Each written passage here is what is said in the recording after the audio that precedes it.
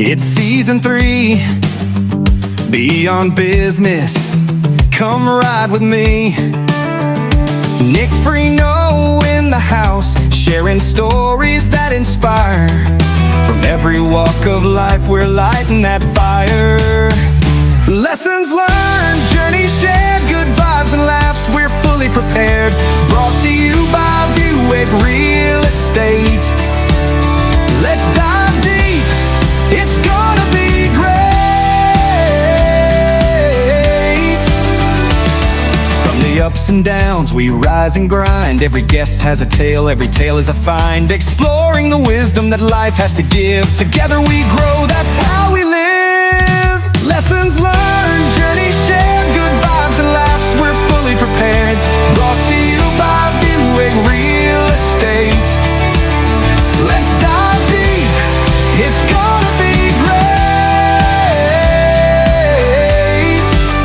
So grab a seat, don't miss the ride. Beyond Business with Nick, let's take it in stride. Join the conversation, let's make it last.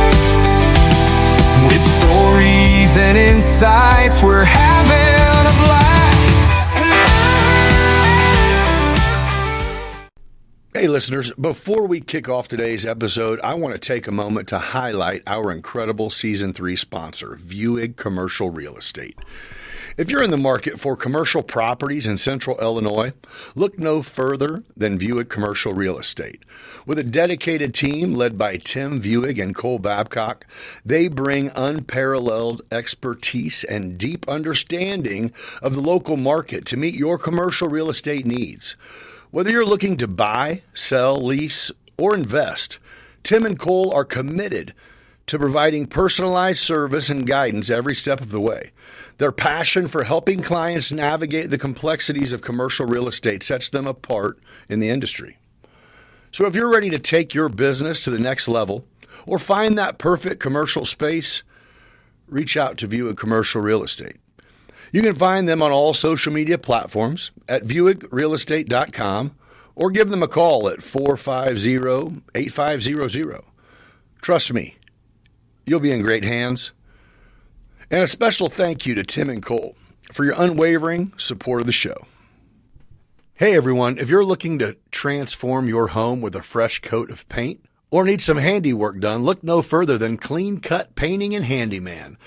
This incredible local company specializes in both interior and exterior painting, and they bring a unique touch to every project.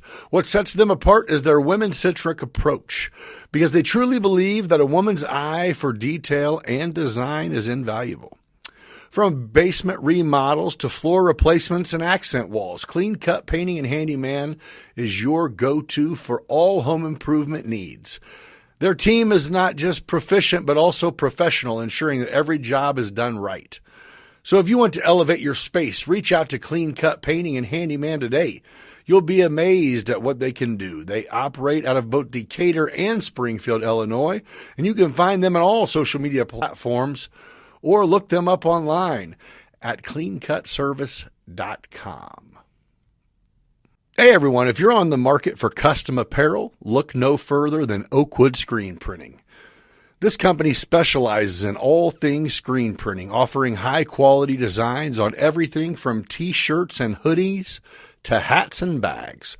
Whether you're promoting your business, celebrating a special event, or just want to express your unique style, Oakwood Screen Printing has you covered. What sets them apart is their attention to detail and commitment to customer satisfaction.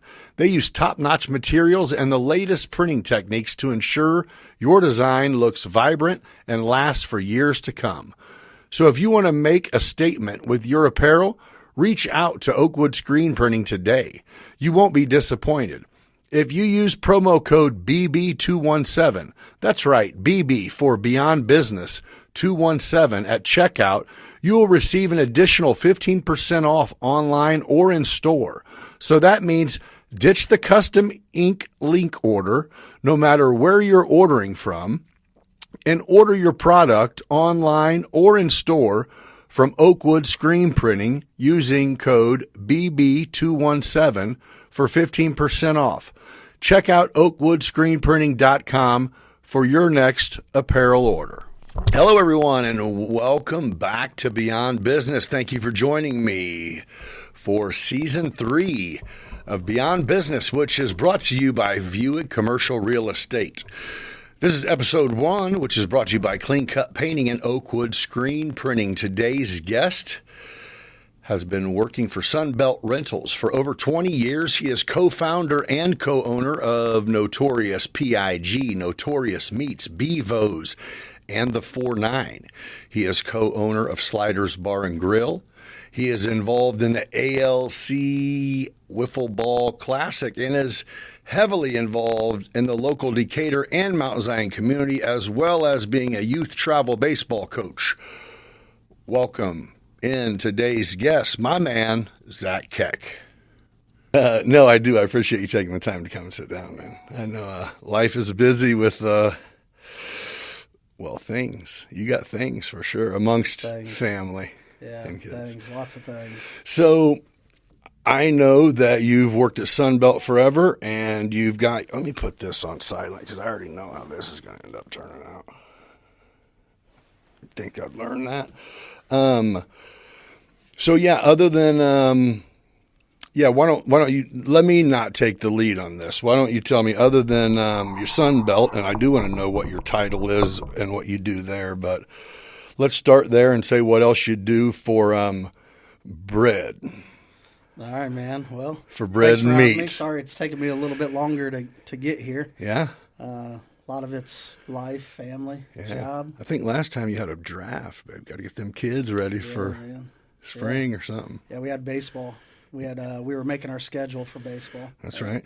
So we're just coming out of basketball season. My son didn't play hockey for the first time since he was 4 this year. Oh. And he decided to play basketball with all his school friends. So this winter's been way different than any other winter for my wife and I. You know, we're used to being gone 18, 19 weekends out of the winter. The hockey life, travel life, man. Yeah. So he decided to play basketball. So this winter's been a little bit different. So you like it better, or had you dug in on the hockey so much that was kind of your used to it? You're like, hell no, we're home, baby. Man, I played hockey growing up. Oh, so that was your. So I coached them all the way until I. You were Decatur Flames? Man, I was Decatur Flames. Heck yeah, dude. Yeah, a lot of friends still to this day. Are guys that I played with. Yeah. And the game of basketball is much different than hockey at this age. Oh yeah. Right. So hockey, we've been changing on the fly and power playing it and playing the game for several years. Yeah. Basketball, man, it's still much slower developing, I feel like. I don't know a ton about basketball. How old is he again? He's 12, 6th grade. Right. So he held his own on the basketball court. He made the A team, and I think some of it is not because of his offensive skills for sure. But his defensive skills and his mentality towards being a football and hockey player.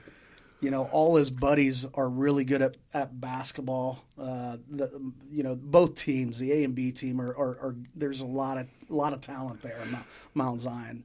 So do you think it's more the camaraderie of playing with his boys is why it drew him to basketball more, or is, you know what I'm saying? There's something to say for at least going, hockey. I might be better at hockey, but these are my dudes, man. Yeah. So hockey's different. Hockey is made up. The Decatur Flames are made up of everybody right in town, which was cool because I got friends when I went into high school. I had friends at every school we traveled. Right. I go to a football game, go to a basketball game, and I knew people on the other side. Right. Of it. So it was parents and kids. So it was a lot of fun, but it is different. I think where Cash's change of heart is we were really good at hockey. Won a state title out of the Missouri Blue Note Cup just a couple years ago, man. Like, really good at hockey. But, they don't have a lot of fans. We don't get a ton of home games, right? So we travel a lot. Parents, grandma friends, here and there. You don't get to show off for your buddies and your friends. And So I think, we travel a ton with Illinois basketball. We go to a lot. We got season tickets to Illinois basketball and football. So we do a lot of that. Mm-hmm. And I think he sees, and then we go to every Mount Zion basketball game that we can. And I think he sees that and he's like, that Friday Night Lights is something, man. I didn't play football when I was in school. But I think, just seeing that's association. that Friday Night Lights has really hit him. I think he's like, ooh, I want to be a part of that. You know? That's real life. It's real life. It's a part of the deal now. Yeah, I don't necessarily remember it like that, but it is a thing. Yeah, man. Yeah. He sees his home Saturday hockey games where there's like 20 people there. Hey, see you again, Mom. Oh, Grandma came. Cool. Yeah, we went to a Friday night basketball game last week where there were some big name coaches in town watching the Big Horse play. Oh yeah, and the whole which place brings it packed. even bigger. Yeah. I can't blame him, man. Yeah. But to answer your question, now I'm a hockey guy. Right. I'm learning basketball. I'm learning it's the change of pace and speed. Yeah. The game. Well, you're not learning. You're not. Oh yeah. You're like, I know how to be a fan, but I don't. Yeah. I can't. I've talked to a lot of the coaches this year. We have 2 5th graders that are playing up with our team, and I don't know that that's going to be possible next year. So that opens up two starters. Well, one starter and our next guy off the bench, right? Right. So, Cash in his first year, I don't know that you could tell if you went to watch them play. I don't know that you could tell that he was a first-year player. Okay, well then he held his own, but it leaves opportunity. So I've told the coaches, I'm like, look, I can't make this. If you guys want him to kind of fill this role next year, when we're missing 2 players, y'all are going to have to teach him that, or tell me where to send them to get taught. 'Cause I can't teach you how to play basketball. Yeah, what do you? I don't know if I'm left or right-handed in basketball. You know what I'm saying? How should I teach a drop step? Right. I don't even know what that is. Yeah. Right. Like I dribble with my left hand. I shoot with my right hand. That's how messed up I am in basketball. So. Right. I feel that. But no, it's been good. It keeps me busy. It's so fun though. Yeah, man. I mean, just to see him. Actually, that's a good example of kind of going. So my kid's a soccer player. Yeah. It was. I just I didn't never vocalize it, and I went years of just kind of going, okay, whatever, and then it was like, oh shit, oh, I'm starting to figure this out a little bit, and then it was like, oh shit, he's good. Okay. And then I watch a couple pro games, and now I'm a soccer fan. Yeah. I don't know if you've actually watched people that, know, and then you go, wait, Tom Brady owns a soccer team? Oh, wait, this is a thing, dude. Yeah. Right. So, yeah, I spent a lot of time in St. Louis and just watching that, the St. Louis park getting built, down there for Sunbelt, and watching it being built, it's like, oh man, this is pretty. So I think when it's all said and done, anybody who's good enough to be a professional at something, it's always interesting to get into and watch, but the learning is not always fun no matter what. Yeah, no. Watching people compete on a professional level is completely different than. I'm still not saying I would like to go back and watch learning soccer again. Yeah. I think we all learn. Be a professional in anything you do, right? Yeah, for sure. We're professional bullshitters. Yeah, no shit, so right? Let's be good at it. Yeah, no kidding. But so, do you wear a coach's hat at anything? Obviously not basketball. But do you wear a coach's hat, or are you dad and spectator? And is that kind of it at the... I used to coach hockey. Then I broke my wrist and couldn't do anything for a year. And I had to have surgery and plates put in and stuff. And so that kind of changed that. Yeah. And the game went on, and I was replaced. So I kind of just stayed on the sidelines there. But I coach travel baseball. Okay. We've got the same boys that have been playing together since they were 4, Yeah. And that's great. We get a couple new kids every year. They rotate in that's and good. out. That's the bomb, dude. We got the same coaching staff since 4th, 5th grade. And I know I follow you guys. I just didn't know if you were the coach or not. You guys handle business? Oh yeah, man, we're pretty good. Yeah, we're good for a Mountain Zion team that 9 out of our 11 players are Mountain Zion kids in the exact same grade, right? I mean, They're all sitting in class what do you together. need to be good for if not that? You know? Can we compete with some of these? And we try. I mean, we go to these tournaments. Yeah. We don't go to win tournaments. We go to play competition that's better than us. They're supposed to be get you, better, and you man. compete. Yeah, man. This isn't the time to be winning. You know. Well, and conveniently now I've seen, like in Chatham and in Jacksonville, they actually have rec and single A divisions. So at least you're not stuck going and playing in an open and triple A tournament to where, even though a lot of the teams are sandbagging, Yeah. but you still can go win a few games and yeah. So we've played in a Rantoul. Beautiful weekly complex league. there. Yeah, beautiful. For the last 3 years, so we'd go there and play every Wednesday, and then we would play a tournament on the weekends. And yeah, they hold their own, man. I mean, we beat some. We played in a tournament in Kansas City last year, and we lost to a team sponsored by the Royals in the championship game, Right. you know, on Father's Day, where we're the higher seed going into the day. Yeah. And for somehow, some way, man, I don't get it, but we played back-to-back games in the 100-degree temperature. Yep. Not making an excuse, but Yeah. you know, how did the team that had to win to go into it? But anyways, it was a hot day, and it was a close game. You Just we didn't held go our your own. way? No. Yeah. But we love the tournament. We're going back, but these kids have done their fair share of winning. I think the future is bright for them for sure. Next year, so they all started basically. They got their first run of junior high baseball in the fall. Oh, nice. So our 7th grade, I think we only had like. Oh, so you get them in the summer, then hand them off, or wait, how does it go? Yeah, we get them in the summer, and then we hand them off for the next In year. the spring. Yeah. Yeah. Or fall. Or- right into or fall. fall, Summer yeah, into fall, fall, yeah.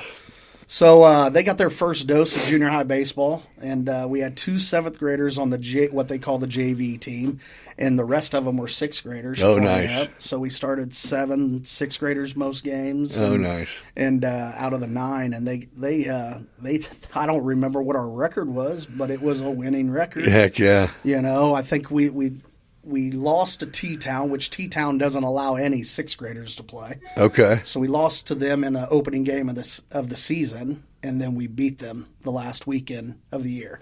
And they don't have any 6th graders playing. We were playing 7th and 8th graders, right? Yeah. So, but fast forward to next year, our smaller 7th grade class are going to be 8th graders. Now you guys are on top. Man, now we got to play 8th grade, It's senior on. baseball. And, It's on.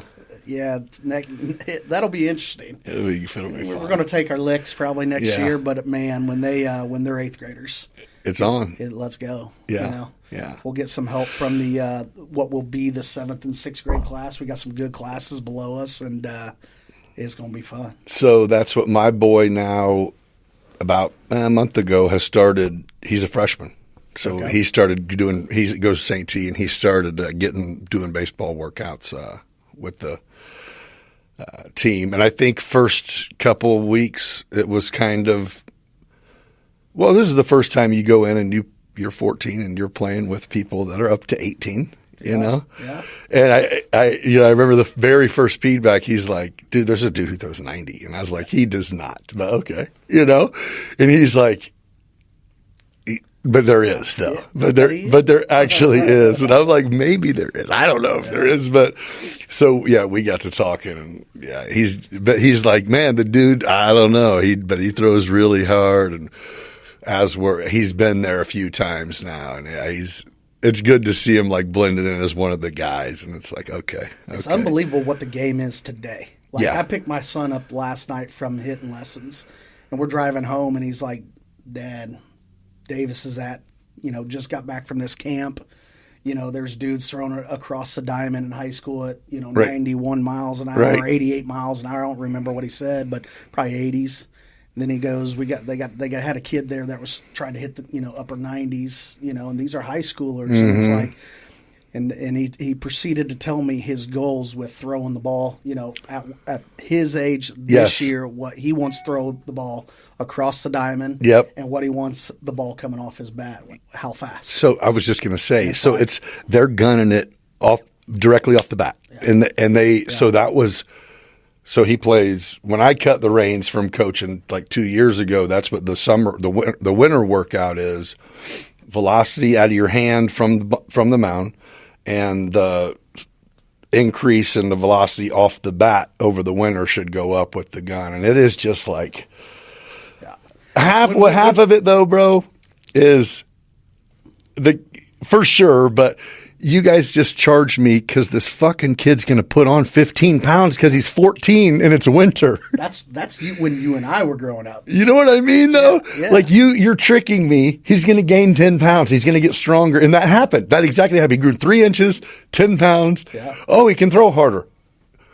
He can hit harder. Well, no shit. Man, it's crazy. You go to a baseball game these days, whether it's summer ball or whether it's junior high baseball, man. And you used to be able to tell when a scout's there or whatever. Right. Like they got their radar. No, moms and dads got them these No days. question. They're called a pocket radar. Yeah. They're just pulling it out. Yeah. Some of them are doing it on their phone app. It's like That's it. My son goes, I'm surprised you don't have one. I said, you got to throw a lot harder than you do, bro. And he's like, dang. I go, dang shit. I'm just saying. I'm just saying. Yeah, you're gonna have to be. You gotta be having me over here like, what the fuck is he doing? Why is no one hitting him? When dad is a little scared to catch him, and you got to get somebody to catch him. Yeah, exactly. Exactly. I mean, that's what I said. No disrespect, but you got to be making it so I'm trying to figure out why people ain't here watching. Yeah. Yeah. And why do I need one? You have 6 coaches that all of them are watching. They're all like this instead of watching what's going on. They're all looking at their radar, it's a different game. Yeah, I remember when TJ years ago when he shot down to Florida and the brief conversation we had, he goes, I want them to play baseball, so I guess we're going to go where they do it all the time. And he wasn't bullshitting. No. I mean, it was like, he goes, it is you want to play football, move to Texas. Yep. I mean, Everything's better in Texas, they say. but it is like you want to go and you want them to play, then have them play around 40,000 people on Friday night. Yeah. Like, if they can play with them, then they can play pro. It's like, okay, touche. It's wild, man. It's just another world, man. Yeah. We all love what we do. I mean, just in a different way, but but there's nothing. Memories, that travel ball, that's kind of why I asked if you thought your boy, what you thought he liked about the basketball. And, of course, it's his friends. But, yeah, the glam and the fans. And because so Jostis and I had a conversation, and I wondered, I had always wondered why they had such a good football program, but there wasn't a lot of collegiate athletes that came out of it. And his take was kind of like, he's like kind of just sitting back over the years and watching. He goes, there's a big difference between having a successful football career and going on to be a subpar athlete at a possible, just going to be a college athlete doesn't mean you were going to be a starter at a great program. It just meant you were going to go to school. Yeah. And most freshmen sit the bench.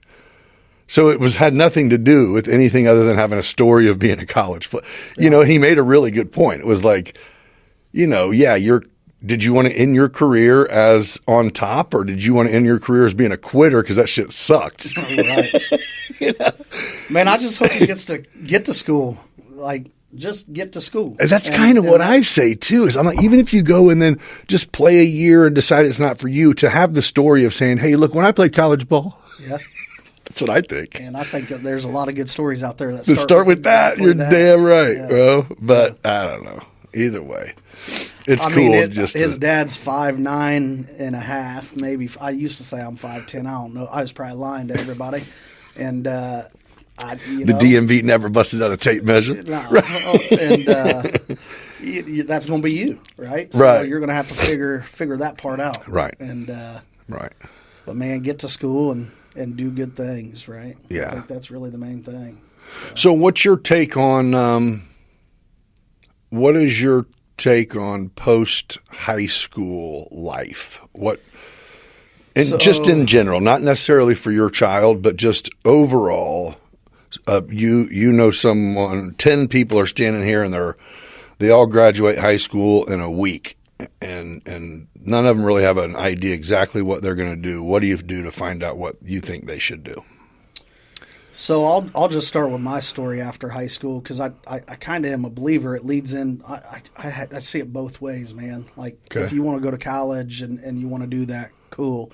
If you want to work, I'm living in a life right now with Sunbelt that there's so many trade jobs out there that are paying a lot of money, man. You know, so I was going to play college baseball in my senior year of high school. I was ranked in state in wrestling, and I wasn't going to wrestle my senior year.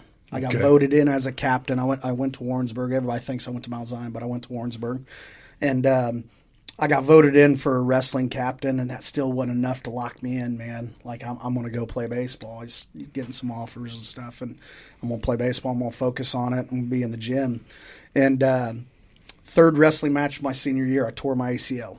It was done. I had two options. I could have played baseball in a brace, and played my senior year. Who knows what kind of shape I'd be in? Right? Okay. What I'd be able to do on the field, or I could have surgery, and not play. Take a chance on missing my senior year of baseball. Okay. Which was the only thing I knew. Right. Right? I mean, that's the only thing I knew. And my mom and my dad and I, my stepdad and I, we decided surgery. So, 2 days later, I'm having surgery to reconstruct my knee, and that's that. I got to come back and play my last 3 games or 4 games of baseball. They only let me play defense. So right out of high school, hold on a second. Nope. Right out of high school, I went to work. Right out of high school, I went to work for Decatur Custom Tool, and that wasn't going to work for me. What'd you do there? Man, I was so Jamie Gayweiler, still one of my great friends today, great mentor for me. He was on the sales side of things. His family owns it, and I went to work at the fab shop with John Lambrick. Gave me an opportunity to be a machinist, a tool and die maker is what I was going to be, man. All right. So I'm working on a CNC, or not a CNC even then. They had me on the mill and the lathe. And you're a teenager. Man, I'm 18. Okay. Just realizing that, tore my ACL in January and changed my life. This is what real life has to offer right now. And could have went to college, but without baseball, what am I going to do? Go do some more books? That sounds terrible. I wasn't the greatest student. I did enough to get by. I was very underachieving when it came to school and grades. Did you know at that point that school at least it would just equivalent debt with no plan? Or was it like at least this job would equal a paycheck and at least a car or something cool? Or what was your take on it? Man, I wanted everything back then. I saw them crotch rockets Hell running yeah. up and down El Dorado. You're like, I need a paycheck. I wanted a paycheck. Right. So at the time, my mom was working for Millikan University. I could have went there for free. But you're like, that doesn't pay me shit. Yeah. Yeah. I always had 2 jobs my whole life, starting right out of high school. So I went to work for Decatur Custom Tool. Yep. And then that wasn't going to work for me, so I quit to go to school. I'm like, man, I am going to go back to school. Right. And I'm going to work nights, right? And then like a week before I'm supposed to start school, a contractor out at ADM called me. It was like, hey, we got this position open. I'm sweeping floors, right? But it pays this amount of money. And I'm like, ooh, all right. Where's my broom? Mom, scratch that. I'm gonna go make a paycheck. All right. So I did that for a little bit, and that wasn't gonna work. So I was driving down the road, and Rick Minton was working for Sunbelt. And the only way I knew it is, and I knew him from high school, and he always had a Sunbelt Rentals logo on his truck that he drove. I didn't know what Sunbelt Rentals was, man. 18-year-old kid. Right. And we're driving over the viaduct there by the Civic Center. And I roll down my window. I say, Rick, when you going to hire me? He goes, man, I got a job. Come see me Monday. 2 weeks later, I'm working for Sunbelt. And it's still there today. So I've been in a variety of roles. Started out as an inside sales guy, which is way more me. So now I thought I was going in a matter of months, man. Like I thought I was going to be a tool and die maker. So inside sales is what I met you as. Yeah. I believe you would be the one who the contractors would deal with to get the lift on site at this spot. And Yeah, man. If you came into the store, I was one of the two people you saw. yeah. And when you needed to reserve a piece of equipment, I found it for you. I set it up for you. If you needed it delivered, I was a dispatcher. You know, shortly after I started, I became the dispatcher, and If someone ain't heard from you in a while, you'd be the one who'd call and say, "Hey, man, ain't heard from you in a while, man." Yeah. Right? Yeah. There's people that do that. Yeah. So then, you know, I was begging. We had a great salesman back then. I don't know if you know him, but Timmy Benson passed away. One of my good buddies, became a really good friend of mine and a mentor for me in Sunbelt. And but he was a salesman. When he would walk in the store, man, the room would just light up. You know, and it's like, you could tell he's making some money. I know where this guy lives. I just saw him build this house, and like that's what I want to do. Good. Man, He's still, you know? yeah. So then I'm doing the counter job, and I think I can do what Timmy does. Right. And this is easy. What I didn't know was I was talking to a bunch of people that wanted to talk to me. You're walking in to set up a piece of equipment, right? Right. I'm answering the phone for people that want something. Yeah. I'm calling to talk to you. Yeah. Yeah.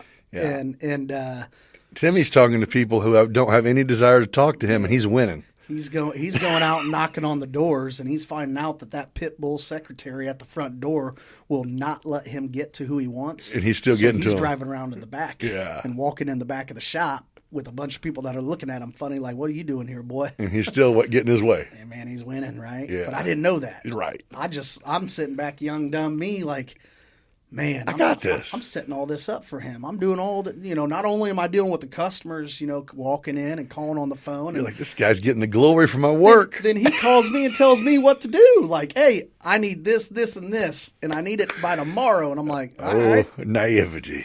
I'll never forget the first time I told him, "Well, get in here and find it then." Whew. Bad move, huh? That was a bad move. Bad move. Live and learn, babe. He came in all right. He came in all right. So we ended up having a sales blitz. We were running the Springfield territory out of Decatur before we had a store there. And we had a sales blitz, and that's where they bring in all the salesmen from the district, and they go blitz a territory for an entire day. A territory that's not really doing good, or a new territory, that sort of thing. They just hammer it out, Sunbelt all day long, right? Well, someone wasn't able to show up because they had they got sick or something happened, and they sent me out on that sales blitz. So that was the first thing that I've ever done in sales. And I'll never forget, we're over in Springfield, and I've been walking into these doors, with the offices and stuff with Timmy. They made me ride with Timmy. Okay. So we're walking around all these. Which you and him are cool. Yeah, we're real cool. Yeah. By then, I'm 2-3 years into it now. Like, I get it. You know, I don't get it, but I think I do. Right, yeah. So we're riding around Springfield, and he's like, "All right, man, day's almost done.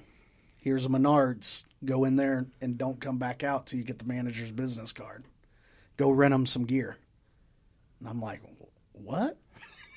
All right, I can do that. So I jump out of the truck, and I'm walking in, and then my heart starts racing. You know, I'm a 21-year-old kid, or 20. I can't even drink yet. And you're like, and I don't even really know where I'm So I'm walking in, I'm like, what am I going to say to this guy? Or how am I going to ask this person for him? Like, man, I'm sweating. Yeah. So I go in. About 10 minutes later, I come back out with a card. And it was over from there. You got him, and I knew I was going to be a salesman. Right. So fast forward now, the Springfield territory ends up coming open. I take that job as a salesman. So you and Timmy operated at different locations, doing the same job in different areas. I mean, together for a while. So I end up, so we ran Springfield out of Decatur. Okay. So I just became a partner of Side Timmy. by side. Side by side, we're doing the same Killing job it. now. No, absolutely not. I go out there thinking I got this. But the challenges I had was we're delivering gear from Decatur to Springfield. My territory don't even start for 45 minutes. Well, there's other rental companies in Springfield, right? Uh-huh. I can deliver and do the job for way cheaper than I can. Oh. So, man, I struggled for like a year and a half, and I get it. Why would you pay for something to come from Decatur when we already got it over here and I can pay way less money in transportation costs, right? Right. So I struggled for a year or so, and then 2006, I think tornado hit Springfield, 2005, 2006. Okay. Remember that? Yeah. Tears up the west side of Springfield, all the way up and down Veterans, Yep, where the yep. mall and stuff is. And then it's like it jumped over to Dirksen Parkway. Yep. Well, I'll never forget it, man. I'm living in Birdland then. My mom calls me and says, hey, it's like 3 o'clock in the morning. She goes, hey, your territory just got hit with a tornado. You better get up and go to work. And I did. Got up, put my Sunbelt stuff on, jumped in my Sunbelt truck, bolted over to Springfield. So I figured out, I listened to the radio, I had known what had happened by then. It's not like we had Facebook and Google and stuff Right. that I could just go find information right now. Right. You had to go find out. Well, I had to go find out. I knew that a tornado had hit. I think we had MySpace. Facebook was probably up and coming or whatever. So I was getting bits and pieces of information. So I start on the west side of Springfield, and obviously I find the damage real quick. You know, the sooner you get off the ramp, you see that Walmart hammered there. Right. And I start there, and I start making my rounds up and down Veterans. And when you say make your round, what are you doing? Man, I'm going from site to site, just handing out business cards And going, making hey, sure they had a contact, because you're going to need equipment. Hype me up. We'll get you what you need. yeah. So that I know they have a need. Yeah. I just need them to know that they need to call me first. Right. Don't call United. Right. Yeah. RSC at the time. Yeah. Don't call them. Call me. Right. They don't know and they don't care that I'm out of Decatur. Yeah. They just here. They just need it now. Yeah. Right. So that was the game changer for me. And did that flump? Did you have shit in? I mean, did it work? Yeah, man, it worked. So that's what put me on the map at Sunbelt. Perfect. That tornado. So by sunrise, man, I was driving around and I would have 4 or 5 cars following me, waiting for me to park to get generators ordered. So the cool part about Sunbelt's business model back then was, and it still is to this day, something we did differently than our competition was we have 9 different divisions of Sunbelt now. I think back then we had 2 or 3. One of them was a pump and power division. So we had all our pumps, all our big generators, all our big air compressors at stores. Okay. So instead of every store having a little bit of this and a little bit of that, we had stores specialty stores that focused on that gear. Okay. So, man, it wasn't very long. I had one in Chicago. I had one in Indy at the time. Now I got them in St. Louis. I got them everywhere now. But then I had Chicago Pump Power. I had Indy Pump Power. And I was able to get on the phone to 2 stores. Actually, my district manager, who is still my boss today, was able to get on the phone to 2 stores and say, hey, start loading up every generator you got. Get them here. It'll be on rent by the time it shows up to Springfield, Illinois. And I'm talking half semi trailers that they drop the whole. That's a 500 kW. It'll power half not half the city, but it'll power a lot, man. Right? So, and then we had 1 megs that were, full semi trailers. Oh shit! So this is that power, baby. Even. Yeah. Oh yeah. I'm powering a 500 kW. At the time, I had 3 of them in town. Oh yeah, but I guess if tornadoes coming through, then yeah. I powered an entire Menards store. Their registers, their refrigeration, their lights, everything off of 1 generator. And I probably ended up with 200 generators there. Right? So now so that event lasts for 2 months. I'm a young, dumb kid, man. I make some money. Hell yeah. I make some money, and I tell you what, I go out and I spend it all. Oh, you was rich. Man, I was rich. Because that paycheck was going to keep coming. That was your new. That was your new salary. I might as well just retired. For sure. Boy, was I wrong. And then the tornado went away. The tornado went away. All my money. Still had a truck payment. I bought a Mustang GT. Oh, okay. a GT that Clinton Anderson Sports or Ford did up for me, and it had all. Did you sell that joker? Man, quick. Nah, I held on to it. But it's amazing when you're in the bar, like I was at the time. You know, I've heard some of your other podcasts. That's how we communicated. That's how we hung out. Yeah, right? You say that all the time. Yeah, and for sure, I'm in the bars, right? Yeah. So I'm working. That's how you see I'm people. working during the day, and I'm heading to the bar. I'm seeing people. Let's go see what's going on. Man, buying rounds. Hell yeah. Rich. Yeah. Rich. Run man. the card. Yeah, It don't matter how much it was. I'm leaving. Yeah, it doesn't matter. Yeah. I don't care about a $500 bill tonight. Who cares? Don't care, man. Yeah. When I'm broke, I'm just not coming. Yeah. It's funny when you're broke, man. You walk into those places, you stop buying rounds and everything. Yeah. Man, you just another dude. Just another dude, man. We got short-term memory. It's crazy. Short-term memory. So, anyways, Yeah. we'll fast forward, man. I don't want to drag on Sunbelt, but that's what put me on the map. That's really right cool. there. So, what is your position currently? So how long did you do sales for a long time, right? I've never not done well. Okay, so that happened. I told you that I epically failed with my money. Okay, but you were same position. You were in the same position, man. So then we start building in Champaign. Okay, and I ended up going back and working in the store because I wasn't as good as what I thought I was. Right. Okay. So. By your choice? Like you just said, hey, man. So we had a sales rep over in Springfield that we wanted. I was competing against him. And, man, he was good. Right. Real good. And he started looking for a job. So I went to my boss, who's still my boss today, Rick Moss. Love him to death. And I said, Rick, I want to hire Adam. We need him on our team. He's like, that's fine. You're coming back inside if we do it. It's your choice, man. And you're like, we can't lose him, and he's... Well, I'm like, he's kicking my butt. He's going to continue to kick my butt wherever he's at. Or we can team up, and all I got to do is give up this sales job that I was dying to have, but realizing, like, you know, I'm still young, and I'm not Tim Benson, you know? Much at this point, I might learn something from the cat. Yeah. So I went inside sales, and we hired a guy. And he kept that momentum going that I gained out of the tornado. Plus, he had lived in Springfield his whole entire life.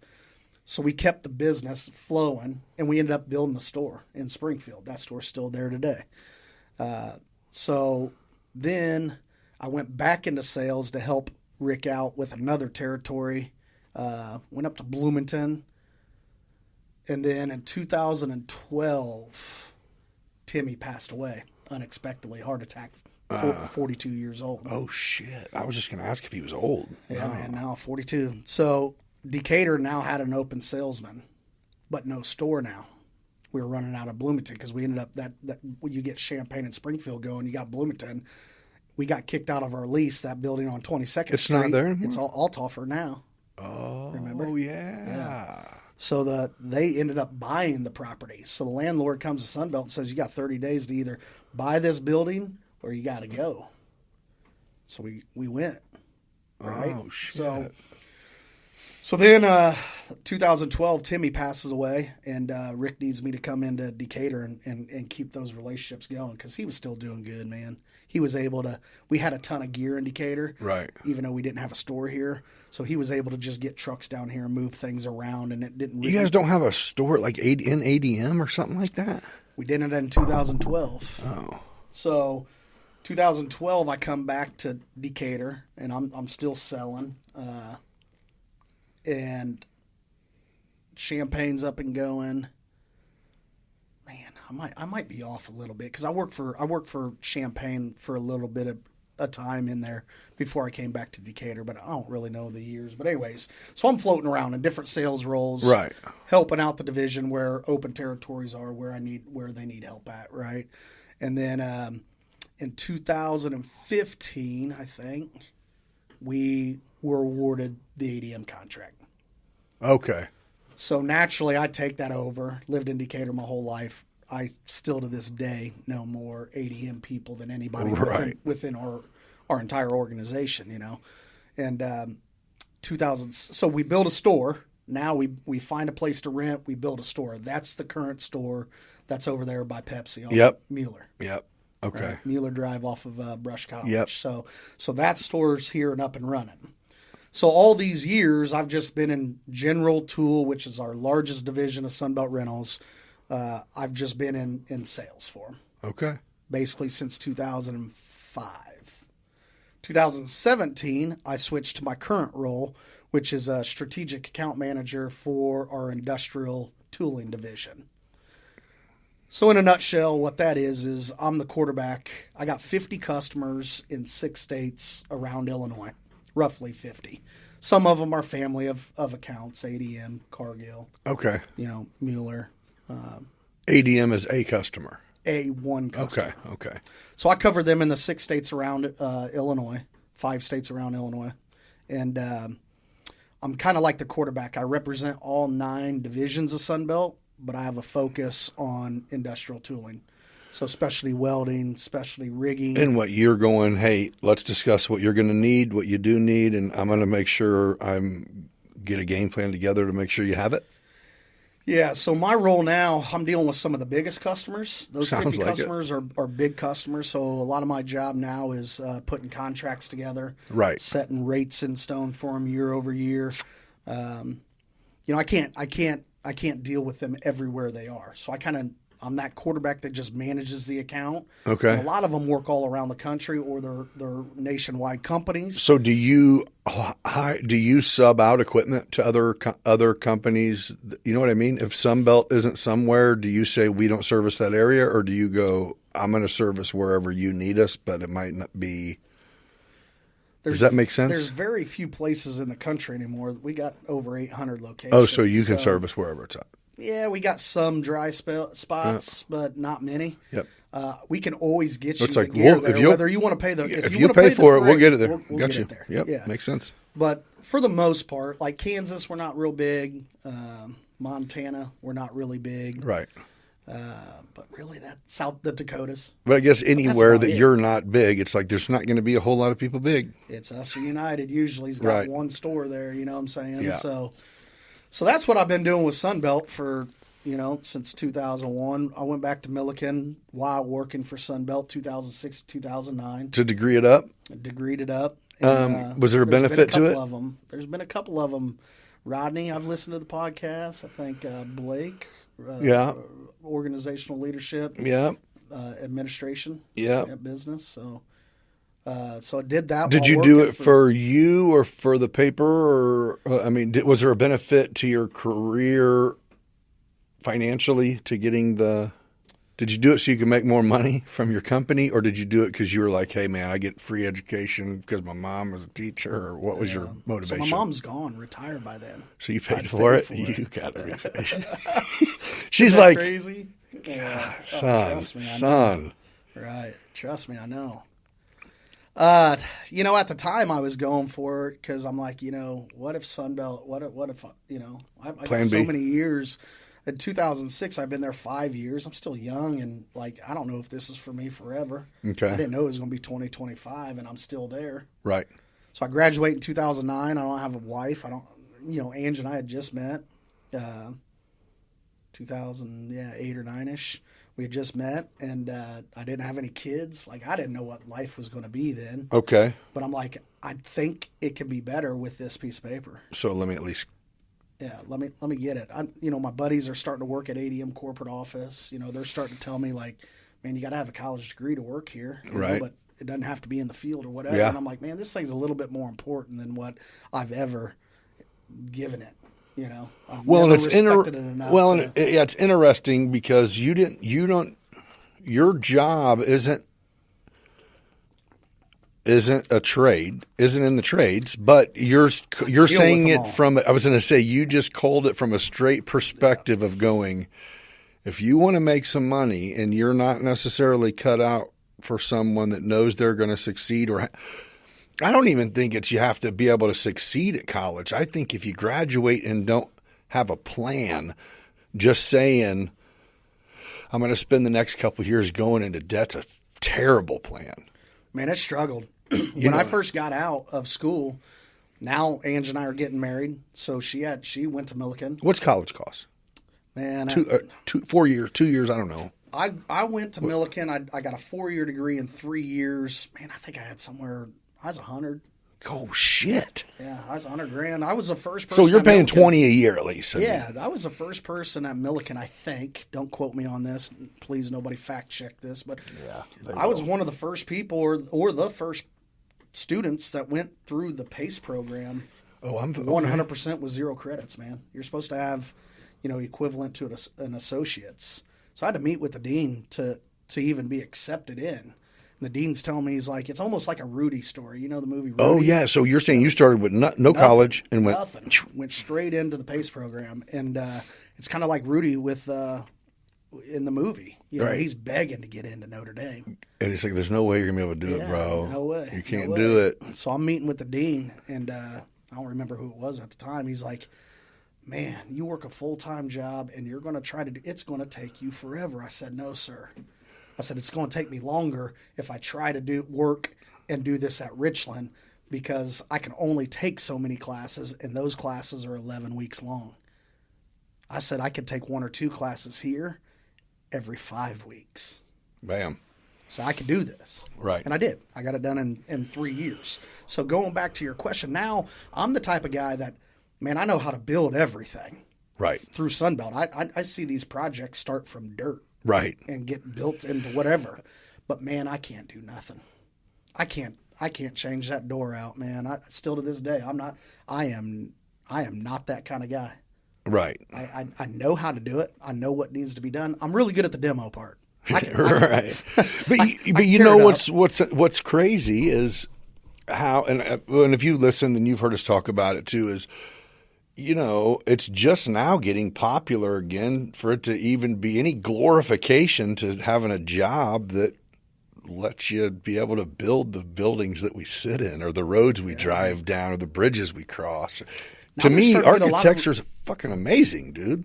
Man, and these jobs are getting respected now. Yeah. And dude, like you just said, the only person in a hospital that makes more money than a contractor and getting paid prevailing wage is a surgeon. Yeah. Dude, I know welders. I deal with a lot of refineries, right, man? And Get banked, dude. I deal with welders all over the country. Man, their life is much different than ours, man. They're on the road. They're gone. A lot of them will find refineries that they just stay in. They move their family there. Yeah. But, man, they're banking. Oh, yeah. They're banking. They're like COVID traveling nurse salaries. Yeah. Yeah. Straight up. I mean. For sure. And then a lot of times they go get all that knowledge. Oh, yeah. And it translates into bigger, better jobs. For now sure. They're going out to bid these turnarounds. Yeah. Next thing you know, they're project managing a turnaround that's, $700, $800 million over 60 days. And it's like. Yeah. I know a couple heavy, big, giant crane operators who did their thing literally did it for 10 years and did work 100 hours a week, but did it for 10 years. And now they ship cranes and, like this. Well, so I think what's interesting, because that's what I want to get to now, is obviously you having a job at Sunbelt wasn't enough, because it didn't seem like that's where you wanted to stop, because you got your hand in a ton of other shit. Yeah, so I think, going back to that question, was that piece of paper worth anything? Like to Sunbelt? Probably not, man. I've learned did it hurt? No. It didn't hurt a thing. So other than, not to cut you off. Yeah. Other than, did you always know, fuck, I'm cutting myself off. Okay, other than Sunbelt, currently, how many other things do you have currently that you're involved in? Just give me a number, then we'll go through what it is. 5. Okay, so aside from your daily job, you have 5 other things. Yeah. Okay, so how long ago did you start? Was Notorious Pig the first thing outside of your 9 to 5 that you jumped into as a business venture? Yep, that was the first thing. Am I mistaken when I say that I remember you guys selling whole chickens on Facebook? Yeah, man. And that was kicking it off? That's how it started. Okay, take me through it, bro. I remember it, and I remember, story, I swear it was like within a couple months, it was like, Because I've been a fan just because I fucking love I'm a fat ass. And I love barbecue. So I've been following this. And I felt like it was like a year. It went from selling chickens to holy shit, this dude's got a trailer. Great idea. To so man, this story. The timing worked out perfect. Yeah. So I graduate school and college in 2009. My grandma bought me an electric smoker for my graduation. Okay. And I never used it, but every time I did, I called Seth to ask him how to use it. Okay. So fast forward. Got your old box smokehouse smoker or whatever. Man, yeah. Just electric. Yeah. Whatever. Like yeah. Most people that hear this in the barbecue world, they're like if these are all my friends, in the barbecue world, they'd be laughing right now. 'Cause Right. That's not a smoker. Right. Right. Right. You got a hot box. Yeah. A warmer. Yeah, warmer. So I get this thing. So fast forward now to 2018. I think 18. I moved into Hunters Point. Okay. And my buddy John Tapscott had a Primo smoker XL. It's like a green egg. And I fell in love with it, man. I'm like, I like this. So I buy one. Next thing you know, I'm addicted to it. Normally when I find a hobby, I jump head first into it, right? I'm not so unfamiliar. Yeah. So I get this smoker, and now I'm cooking up everything. Right. Yeah, I think it's good. I don't know if it is, but people ate it. Yeah. Maybe talk behind my back later. Yeah, but I don't know. You're like, also, I know people eat anything people cook for them. Right. So it was probably 2017. I think we moved into Hunters Point in 2017. What's today? 25? No, it's 2018. So fast forward now, a year goes by me working on this smoker, and now I got people telling me they'll pay me for food. They didn't do that in the first couple months, but now they are. So I put out on Facebook during the holiday, November holiday, illegal as all get out. I didn't know it at the time. Right. I had no idea. Better ask for forgiveness for things. Who wants a you don't bird, know bro? about, right? Yeah. Like, what do you mean I can't sell this out of my driveway with no licensing? Sure, and, I can. I don't know My what you're smoker's talking about. cleanish. I mean, I know what temperature this is supposed to be. I'm clean, man. So Seth calls me and he's like, "Dude, you're funny, man. You're trying to sell these whole chickens for $25." I said, "Yeah, man." Dude, people are buying them. They're fire. Well, I don't know. He's joking with me at the time. He's calling and just laughing at me. I thought he was giving me an attaboy. Right. But then I thought it was a great idea, for the record. He sees how many people are buying these whole chickens, right? Yeah. And these vegetables I was doing. Yeah. All this stuff. You're like, they're friends, by the way. They're not strangers buying them. So that was Thanksgiving.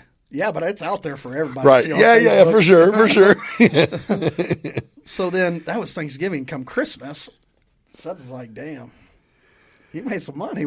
You want to team up on this?" I'm like, well, yeah, let's do it. Yeah. So at the time, he was hit. I don't know if I got all the dates and everything right. He may listen to this, tell me I got it all jacked up. Yeah. But anyways, we did that.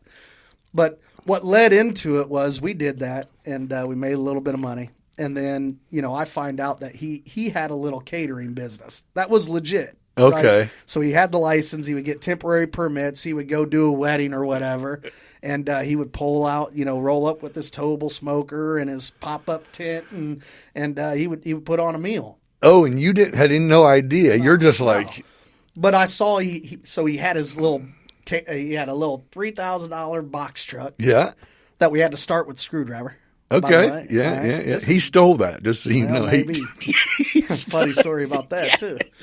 So we he puts it up for sale because him and his wife were expecting. Yeah. And he was selling everything for $6,000. Box trailer, all the catering stuff, this towable smoker that I know he just bought the year before. Yeah. He'd done a couple 4th of July parties for me at my house on Lehman when I lived there. So he's got this business for sale, and he only wants like $6,000 for it. So I call him up. I'm like, "Dude, I'm going to buy this." He's like, "What are you going to do with it?" I said, "I don't care. You're selling it too cheap. You just bought that smoker last year for somewhere around your number. I'm just getting all this other stuff for free." He's like, "All right, you can buy it." So then the next day he calls me up. He's like, "Hey, man," he goes, "Lexi's pregnant. That's the reason why I'm selling it. She can't help me no more. What if you just give me $3,000 and I'll help you. We'll do a couple events a year and I'll show you the right way to do this." I'm like, "Bet." So Partnership began. yeah, partnership began. We do this. So then we start having barbecue conversations over the next couple of days, and now he's really starting to get back. I got this blood flowing again. Okay, he just needed them juices flowing. Yeah, man. So like this happens. This transaction happens shortly after Christmas. I think by New Year's, he sent me a picture of what was going to be our trailer that we came out with that spring, right? And he sends it to me. He's like, "Hey, man," he goes, "I think we should buy this." This thing's like $70,000, $50,000. I don't remember. But you're like, And I'm like, oh no, man, that was $3,000. Remember? Yeah, I signed up for 6,000, and then you made it 3. Which I'm like, I'm happy with 3. I'm good with that. Why don't we pump the brakes a little bit and see what we can do with this first, and see how this is going to work out? Because that's that piece of paper, that Milliken piece of paper, Right. telling me like, whoa, pump the brakes. You're like, but He's the like, other yeah, side of me that goes in head first. Well, he was like, man, I'm kind of just kidding. I'm like, all right. Next day he calls me. He's like, hey, man. He goes, I found one for $84,000. he goes, hey, I'm going to do this. He goes, with or without you. He goes, I'll give you your $3,000 back. He goes, you can be an employee of mine, or we can do this together. So he went from being out, Yeah. I'm selling this shit, Yeah. to I'm going to spend Yeah. more. Yeah. And I said, well, I'm not going to work for you. Yeah, first I already of all, work for somebody. Yeah, I don't Like, need a food truck job, I'm motherfucker. not working for you, but all right, let's do it. Next thing I know, we're ordering this trailer. Fuck. And Notorious PIG came about. So I start working on the back end, on the social media, Yeah. Facebook stuff, and now we got drawings, we got pictures of this trailer. We ain't got no product. We ain't never done nothing together except a couple things on Christmas. But man, I start working, and by the time we got our trailer, I think we had like 5,000 followers on So Facebook. are you planning on personally doing this? Yeah, we did it all ourselves. Serving it and We did everything? it all ourselves. That's why it was a weekend business. Okay. So I mean, you he get the worked- wives involved and all that, or is it like, no, we just go and, Well, Lexi is pregnant. oh, yeah. I got little kids. Oh, yeah. So they're So taking. they're basically, yeah, they are working for us. They're babysitting Yeah. the kids on the weekends. They're so doing we the can real go. job while you guys go make this work. So by the time we get our trailer, we got a bunch of followers on Facebook, and we're like, people are getting excited for it. You know, we had a Right. big following. We both went kindergarten through our senior year out at Warrensburg. A lot of people knew us out in that area, you know, and from different sports and all my other Sunbelt stuff. Like, and he was selling for Weesey at the time, still is. A lot of people knew us, you know, Right. and they started following, and they're like, all right, we'll give this. We're in Decatur. Anything new comes out, we'll try it. Right. Do it right, we'll come back. Do it wrong, and So if it we'll make it. launched in just events in 18 or 19? I can't remember if it was 18 when we started It was just the barely business, before or- COVID, it was right? just barely before COVID. We did one How year. scary was that? Man, we did 1 year. Of good, and then it was like, hey, Yeah, we did 1 year before COVID. And then we were shut down for the winter, because back then you couldn't work in the winter. oh yeah, winter anyway. They just changed that, but they couldn't. They, you know, permitting wise, you couldn't work. The city wouldn't allow you. Food trucks were considered more of a carnival type of. What it the hell are you wasn't a going to do food in the truck winter back then. anyway? Oh yeah, you can still Well, food DoorDash trucks and are- shit. well, Yeah, food trucks are all over town now. in the winter. Yeah, Oh yeah, you're right. yeah. Yeah, Yeah, there's food trucks open right now. Yeah. I think that hibachi guy down Yeah, there kills I heard, kills it. yeah. You're right. Marcos, Yeah. he made a living off of his food Yeah. truck out there, right? So, but this is before all that, and so we were shut down, and this is crazy, man. First year COVID hits. The day that we're supposed to be inspected is the day of our first event. It's at Norfolk Southern, and it was a 24-hour safety lunch. So we got thousands of people we're going to be serving over 24 hours. Okay. And we get a phone call the day before from the health department, and it says, we're closing our office now. We're not going to be there to inspect you. You can't go to work. Ooh. So we're like, what? So you have the food for this. Oh, it's you're ready already to bought. go. Yeah, it's already bought, man. Oh, yeah. That's a big one. Big So hit. now we're like, man, what are we going to do? Well, long story short, the railroad ended up calling, and they had to cancel too because everything was starting to shut down, right? So here we are stuck on all that. Now, fast forward, and we decided, Seth and I started talking to, we both started talking to our contractor buddies. I know the plumbing inspector in Mount Zion who owns a plumbing company, right? Hey, what the health department tell you? You got to get permits. You got to pull permits too when you're working, right? They said, well, just keep track of your stuff. And they said, when we come back to work, we'll settle everything up. All right, perfect. They already cashed my check, right, for my license. They just haven't inspected me. Well, at the time, we're kind of like the poster child for food trucks. We got the nicest, shiniest food truck in town, did a lot of good, and were super popular at the time, right? After basically half year one.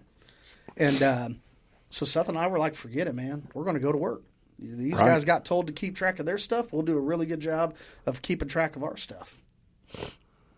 So we put out a curbside pickup for food. You remember that? It was a big thing. Yeah. We put out a curbside pickup. We were going to go to Seth's buddy who owned, I think he since sold it, but the countertop shop there by World of Power Sports. Yep. We were going to go there and do a setup. This is crazy how, like, when you hear this story, so you're going to get so much off of this next part of this story. Like, your brain is circling right now, but there are going to be so many things that click here in 2 minutes. So we, the health department calls from home and says, the gal running it, she goes, I can't believe you guys would go to work without a permit. And I'm like, what are you talking about? We're not trying to hide from you. We put this on Facebook. Like, y'all cash our checks. You guys have told other people to just keep track of their permits, blah, blah. Oh, because you put out there, we're about to be set up. Yeah, we put it out there for everybody. We weren't hiding from no one. You know, back when I was doing whole chickens, I put it out there for everybody to see. And I was the one that was wrong, right? But we already got all our licensing except through the health department. We got everything paid for. They've paid. They've cashed our check. I think we're good. So I tell her, I'm like, whoa, this isn't how we've ever worked with you guys. We've always worked with you guys. Like I said, we felt like we're the poster child for you guys. Like, we didn't do that intentionally to upset you. What do we need to do? She's like, all right. Hey, everyone. Before we dive back into this episode, I want to take a moment to shine a spotlight on one of our amazing sponsors, Clean Cut Painting and Handyman. If you're looking to refresh your space or tackle that long-awaited project, this women-centric company is here to help. Clean Cut Painting specializes in a wide range of services, from stunning interior and exterior painting to small construction projects, room remodels, deck staining and flooring. They truly have expertise to transform your home into a beautiful sanctuary you've always dreamed of. And guess what? They have some fantastic promotions running this March. If you book any interior painting project for March or April, you'll receive an incredible 15% off. It's a perfect time to give your home a fresh look just in time for spring. If you're thinking of sprucing up the outside of your home, they've got you covered too. You can enjoy 10% off exterior painting projects under $5,000. If you're planning on a larger project, get ready for a jaw-dropping $1,000 off anything over $5,000. So whether you're looking to enhance your home's curb appeal or make your interior pop, Clean Cut Painting and Handyman has you covered. Visit their website or give them a call today and take advantage of these amazing offers. Remember, when you choose Clean Cut, you're not just getting a service. You're supporting a company that empowers women in the industry. Now let's get back to the episode. Hey everyone, if you're on the market for custom apparel, look no further than Oakwood Screen Printing. This company specializes in all things screen printing, offering high-quality designs on everything from t-shirts and hoodies to hats and bags. Whether you're promoting your business, celebrating a special event, or just want to express your unique style, Oakwood Screen Printing has you covered. What sets them apart is their attention to detail and commitment to customer satisfaction. They use top-notch materials and the latest printing techniques to ensure your design looks vibrant and lasts for years to come. So if you want to make a statement with your apparel, reach out to Oakwood Screen Printing today. You won't be disappointed. If you use promo code BB217, that's right, BB for Beyond Business 217 at checkout, you will receive an additional 15% off online or in store. So that means ditch the custom ink link order, no matter where you're ordering from, and order your product online or in store from Oakwood Screen Printing using code BB217 for 15% off. Check out oakwoodscreenprinting.com for your next apparel order. Hey, if you're in the market for commercial properties in Central Illinois, look no further than Vuig Commercial Real Estate. With a dedicated team led by Tim Vuig and Cole Babcock, they'll bring unparalleled expertise and deep understanding of the local market to meet your commercial real estate needs. Whether you're looking to buy, sell, lease, or invest, Tim and Cole are committed to providing a personalized service and guidance every step of the way. Their passion for helping clients navigate the complexities of commercial real estate sets them apart in the industry. So if you're ready to take your business to the next level or find that perfect commercial space, reach out to Vuig Commercial Real Estate. You can find them on all social media platforms at VuigCommercialRealEstate.com or give them a call at 450-8500. Trust me, you'll be in great hands. All right, well, if you guys want to do this, you need to find a commissary kitchen. All right, we can do that. Hey, Woodrow, Sliders is shut down. I need a kitchen. I don't really need the kitchen because we're going to work out of the food truck, but I need an email saying that I can use your kitchen. He goes, I got you, bro. So he shoots me an email saying that we got access to Sliders. Perfect. Crazy, huh? Now a lot's making sense, huh? And fast forward, now you actually have the kitchen? Yeah. So fast forward, we do all the COVID out of Sliders. So the lady getting a hold of you after your Facebook post is what kind of made you say, okay, I guess we're not going to do the curbside at this place because she just busted our balls before. Yep. Now we got to find a place to go. Well, I guess that was better than her letting you do it then. Yeah, it worked busting your ass for it. I didn't know it then, though. Yeah, I feel like she pretty much set this whole thing up, and I didn't know about it. You're right. I mean, without her busting our balls, there might not be no 4-9. There might not be PIG at Sliders. Yeah, right? If she would have just let you go and then hammered you, you'd have been maybe the food fucked. truck's going, maybe the food truck isn't going. I don't know. Yeah, if she would have opened the door with a $5,000 fine and just kicked you in the teeth, you might have been done. Yeah. Well, thank you. Yeah. Yeah. Karen. Starts with a K. She never did talk to me the same after that. She ain't there anymore, but she never did ever talk. I mean, we went in and built the trailer with them, designed the inside of it with them. Like when I said we're the poster child, no one does that. Everybody just brings their stuff into towns like, hey, we're going to sell food. Here we go. Well, you don't have this. You don't have that. Oh, and back then, so you did it to, we're not going to go through that. Yeah. Let's show us and tell us what. Tell us what we need. Yeah, perfect idea. Yeah, and we did. At the time, they were just starting to implement 3-bay sinks in food trucks.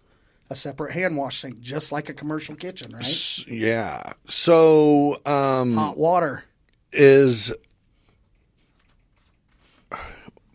Remind me of Seth. Mm-hmm. Is he still involved in the restaurant? No. So did you buy him out, or did he sell his part? Or Woody did. So after COVID, PIG even was able to help Woody during COVID, and that's what made this thing so beautiful.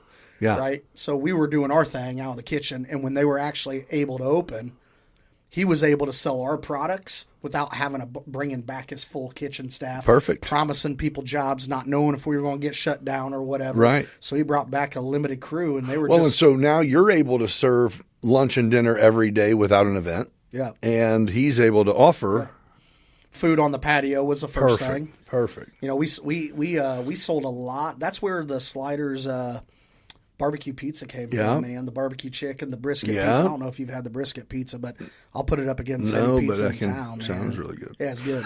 It's real good. So we come out with all these specialty barbecue pizzas, and now Woody's slinging pizzas during COVID when his restaurant shut down, and he's got all these bills coming in. Yeah.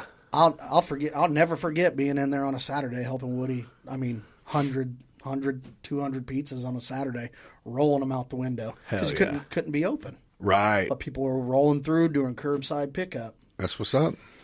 So then people helping people, brother. Yeah. So at the time we had by then we had already bought the meat shop, the meat right during COVID. But we were essential business. We were able to be open there. So who bought the meat shop? You and Seth. Yeah. And what was the premise behind that? You guys are like, we're going and buying all the fucking meat, so we might as well buy it at cost and be able to then provide it for the rest of the people who want to buy all our seasoning. We might as well sell them meat too. So the meat shop came about because it was going to close down. And were you buying your meat from them?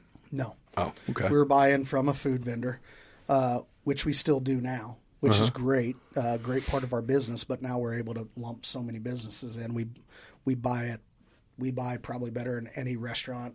And is that what you sell from that? At all the businesses. Yeah. So the meat shop was going to close down, and we had several people come to us in the community and was like, "Hey, you guys should do this, man. You guys are popular, and you guys keep this going. It means a lot to Mount Zion." And we were like, "No, we're barbecue guys. We're not into that, you know." And met with the city a little bit because it's a Decatur address. Okay. Long Creek tax district. So we met with the city and the chamber. Miranda was a huge help in the process, but we ended up buying it. Long story short, we bought it. And then, we ran it for a couple more years, and Seth's wife took a principal job down at Central A&M. Okay. And so, all our gigs were on the weekends. So now, I could get stuff done at night when I'm done with Sunbelt, right? Yeah. And then on the weekends, I'm working. Well, Seth, his wife's got to be at 70% of, I think that's the number of all school functions now that she's in a president or in a principal role.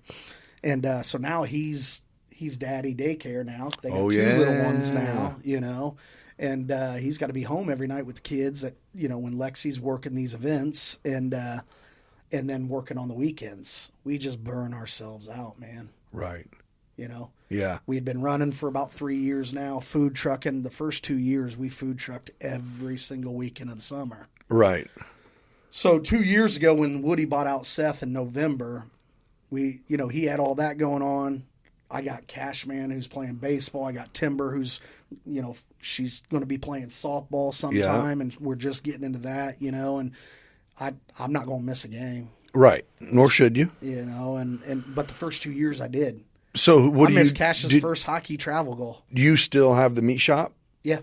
Yep. So fast forward, Seth and I are burnt out. We're going to sell PIG. We're going to sell the meat shop. We're done. So I started talking to Woody about it, and I'm like, hey, man, I said, we're selling a lot of barbecue out of here. If you still want to do barbecue out of here, I think I'll try to work out a deal with Seth where I'll buy the smoker, I'll buy the inventory for sliders, and I'll figure out how to keep it going.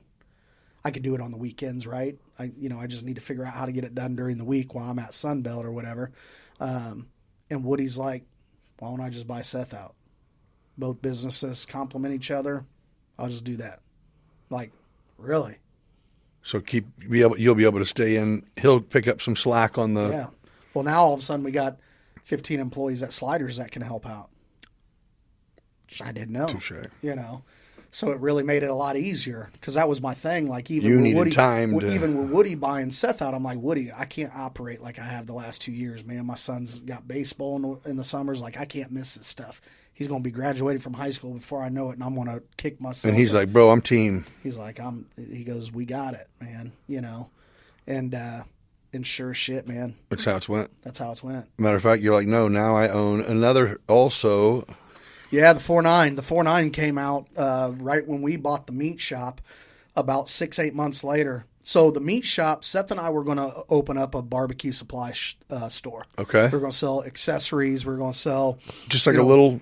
rubs and sauces, just like we do at the meat shop. Yep. That's why the meat shop made so much sense for us, because we were going to do a barbecue supply shop anyways and just sell, charcoal, pellets, all that the sort of thing. stuff. It would have epically failed.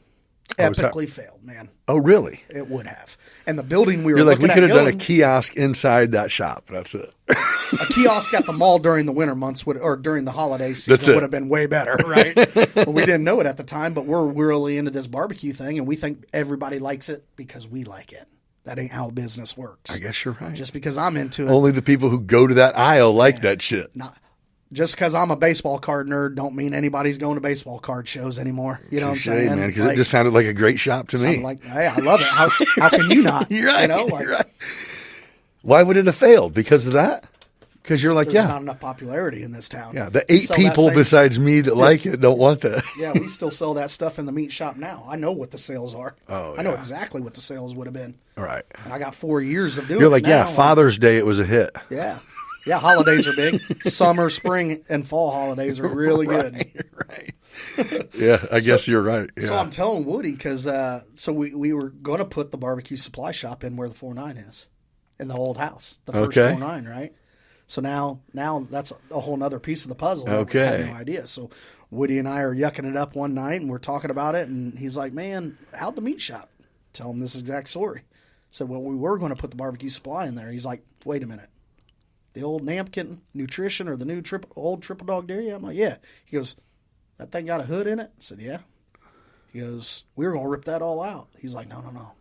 He goes, What "Let's," about a good he restaurant? goes, "Let's just do something." No, not at all. He goes, why don't we put a wing in a Eero place in there so we can get gaming machines in there. So I'm like, I'm down. Rent's super cheap. Let me call Steve. Next thing you know, next day, Woody and I are going to look at it with Steve. So we sign a lease, and we're going to do this, man. We're going to put a wings and Eero in there. Okay. Just the opposite. Man, No machines, no wings, no gyros. No. So we did a little fundraiser for Woody and I did a little fundraiser for the folks, Ryan, Jason, O'Laughlin, Ray, the R-Bar crew. Yeah. Right.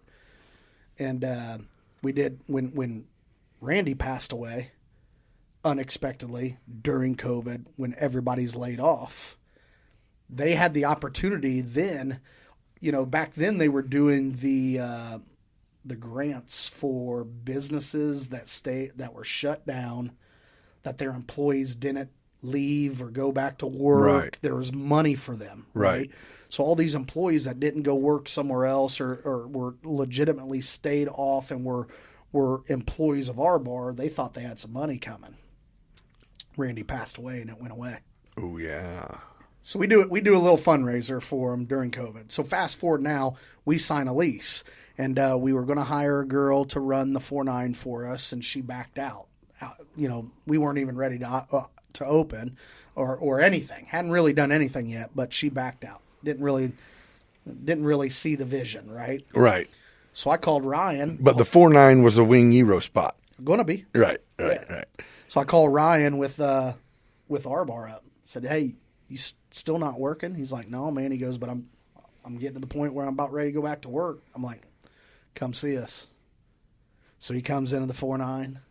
We sit down, me, him, and Woody, and we're looking around. We tell him what our idea was. And he's like, "I don't want to do wings and Eros." He goes, "I want to do more specialty stuff, sandwiches and wraps and stuff like that." And now where I'm at in my food career, I'm like, "Oh yeah, you're speaking my language. Let's go." Right. I can't be here doing it, right? I got a full-time job, but let's go. And so he's like, "I got a couple buddies, Ty and Jason. They're about ready to go back to work. They work with me at the R-Bar. They're great. We'll do all the cooking. We'll do all the bartending. We'll rotate." That's where the 4.9 came about. Really? Yeah.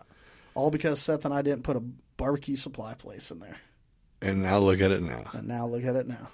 Well, hey, I mean, everything is good, right?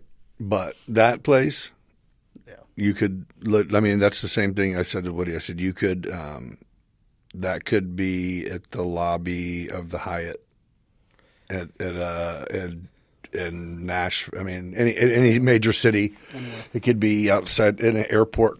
You know what I mean? Yeah. It could be anywhere. That's impressive. And Woody's had some franchise people reach out to him. It's a no-brainer, dude. Man, we could do it. You should do it. We could. You should build one more. I think I know. I think we would build one more right now if we thought getting, that place employs like 35 to 38 people, restaurant workers. It's hard to find, man. Man. If we thought we could find, if we could clone our staff. Oh, yeah. Because the staff is what, because that's it. If you have shitty staff and you get to people, if you have shitty staff, done. It ruins it. It's done, man. How many times have you heard people, especially in Decatur, Illinois, or Forsyth or whatever, say, man, I went there, I had bad service. 100%. I'm never going back. Yep. I mean, because everybody in the restaurant world, that's what's so unfair about Decatur. Like McDonald's messes up my family's food order almost every time I go through the drive-thru, right? And that shit ain't cheap no more. No. It's like $40 for us to go through. And I'm still getting 2 Happy Meals, bro. Yeah. Well, not anymore. Cash has graduated. Yeah. But anyways, Yeah. And it's like, but that restaurant's got to be perfect. Yeah. That mom and pop restaurant has to be perfect. Right. So that's the scary part. But if we thought we could get 35 more people, man, we would do it. We would. Which I hate to say it, but you couldn't. It'd be hard. Or, you know what I mean? Or it would be hard. Really what it would take is, I don't know who it is, but it would take that general manager that gets that right group of managers, that gets that right group. You know what I mean? I think that's it. I think throughout. And I'm not just in your trade. I mean, overall, it takes this person that expects these people to do this, and then they expect their people to do this. And I think I'm still learning through Woody every single day. Like I thought he was done. Right. After Bevo's really. Right. I thought he was done. And, since then he's got Jen's going. He's got Woody's back. He's got Beach House going. Yeah. I think I could talk about that now. You might have to cut that out. Nope. I don't know. But I got the green light. Okay. I think we can talk about that. Yeah. And, we've talked about a second location for the 4-9. Yeah. It's very, very good, right? Yeah. For our employees, our community. I get phone calls, text messages from our employees at Sliders 4-9 Meat Shop daily. Well, and I think what would be crazy is if you guys could put yourself somewhere that didn't survive on repeat customers, meaning a heavier populated area. Yeah. You guys would fucking kill it. Man, and you guys kill it anyway, but you know what I mean? Yeah. Where it's like, hey, you didn't like it and you won't come back, so what? That's why restaurants do so well, mom and pop restaurants do so well in touristy locations. Oh, yeah, because they can have a bad day. Right. Right. You know what I'm saying? Yeah, they can have a bad day. In Decatur, we're not allowed to have a bad day. Yeah. Even though I just lost a person in my life this morning that I found out about that you don't know about. Right. I got to put on a smile on my face and give you the best service that you've ever thought. And life just doesn't work that way, but that's our expectations. But what's your take? Now, I mean, let's go on the other side of it too, is I think, and I'm by no means do I ever expect perfection, but I also am like, hey, waitress, if you know that I'm paying $100 a plate and $15 a drink for me and this lady, you can't bring me shitty food and be a bitch. Right, right. You know what I mean? Yeah. I mean, I'm never going to – I won't send a plate back. Yeah. I just will be like, note to self. Yeah, yeah. Don't order the fucking ribeye at this place again or whatever. My family knows you don't do that. Yeah, not mine. We don't do that. Not we mine. don't send it back. Not mine. I look at my sisters and I go, "Oh, you just got your shit spit in. You're getting your shit spit in right now." Yeah, we just. Sorry, Jenny. You get your shit spit in. No, but you know what I mean. Yeah. But another, and I'm sure in the restaurant industry, it's hard to even to deal with it. The price of stuff makes the price of stuff to where you're going.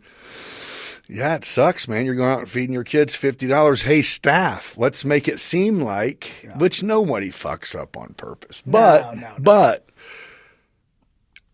you probably don't do it much. I don't think anybody does it intentionally much. But like, whenever we'll work out of town, you know, every exit where there's hotels, there's an Applebee's and a Cracker Barrel's. Right. Okay, so you ever been to our Applebee's versus anywhere else's? Is Applebee's still a thing? Yep. It is. Well, I don't know. Have you ever been to ours ever?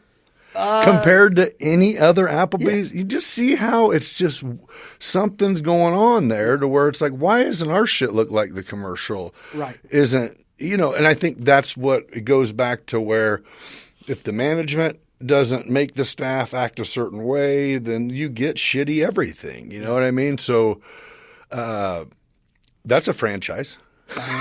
Yeah. And I do think, I mean, trust me, we've gotten our second chances. Yeah. We have. Yeah. And not everybody's like this. I'm more speaking for some restaurant buddies. Yeah. You know, we all get second chances, you know, and it to me, it's not as bad as probably what I make it sound, but we do get put on a different pedestal. No, I get it. Then, you know. Well, and you would just hate to franchise. And I think the only reason I even mentioned that is you would hate to go, you know what, we could franchise. And then you sell to and you hear that they suck. Right. With your product. And you're going, well, what the, you know, we built up a brand here. And you know. And that might be a project that we could do later in life. Yeah. I think that's what you'd have to do is you would have to go put a couple places and go, okay, would have to go for 3-4 months at a time. Yeah. I'd have to go. So, you know, that might be a retirement project when I decide make to sure retire. so they're worth a grip if you want to buy one of these. You know, the only way that we could do it now is sending our own people. Right. And then that would hurt what we're doing. So are you involved in Bevo? Yeah, a little bit. I knew there were several. 1 of 4. Okay, yeah, I knew there were several of you involved there. Yeah, 1 of 4. That place is going to be cool, man. Is it done? It's done. We're open. That place needs gaming. Okay. So when a bar or restaurant tells you in town that they need gaming to survive, they're not lying to you right now. They mean it, and they do. I know the opinion on gaming for people that listen to this is different, but and there's a variety of opinions. But I'll tell you right now, that place is going to be good when it gets gaming. What do you mean the opinion? I mean, because I don't know. I don't ever. I feel like we're past the point. It's not like people are waiting in line to fucking play the games. No, but I think there are people out there that think that it's really, really bad for people. Yeah. Oh, It's an addiction. Yeah. So it tears families apart. Fucking longer lines of McDonald's drive-through than there is the gaming parlor. Yeah, for sure. Yeah, right. That stuff's killing us too. I'm man. just saying. You know, but there are a variety of opinions. Yeah. On every subject we could talk about. Yeah. But 4-9, we feel like we built a different clientele. We can put gaming in tomorrow, officially in January, and we're holding off. I think that's a good twist. I kind of commended Woody on that too, is kind of going, hey, maybe a break, even for those. There's people I know that they don't have to, but it's a solid distraction if the option is there. Yeah. To even sit down at a bar with the guys. There's those that go take a piss and are like, Got to throw in a 20. I got to throw 20 in, bro. It might be my moment, man. Yeah. So Woody and I sat down like when it was getting closer. We got inspected for gaming, which the next step is it goes to the state and you can get approved, right? Yeah. At a meeting. So we're now we know it's the first 13 months, which is an exceptionally long time to be waiting, but the first 13 months we really didn't have to worry about it. We didn't even know if we were going to get it. Like, right. We got inspected, and it took forever. Like the average right now for facilities getting gaming, I think, is somewhere around 10 months. You're talking about the 4-9? So the 4-9, we got to month 14 before we got approved. And now you're like, we don't even want it. Well, we did everything we needed to do to be able to get gaming, right. Except put the machines in. Right. So in that month 13, 14, Woody and I, we sat down and had a let's look each other. Let's look and have an honest conversation. Let's look ourselves in the mirror as a business. And It's not worth putting up a fucking wall and going, let's call this yeah, something else, or it's like, yeah, we talked about that too. Yeah, the money would be. Yeah. The money would be.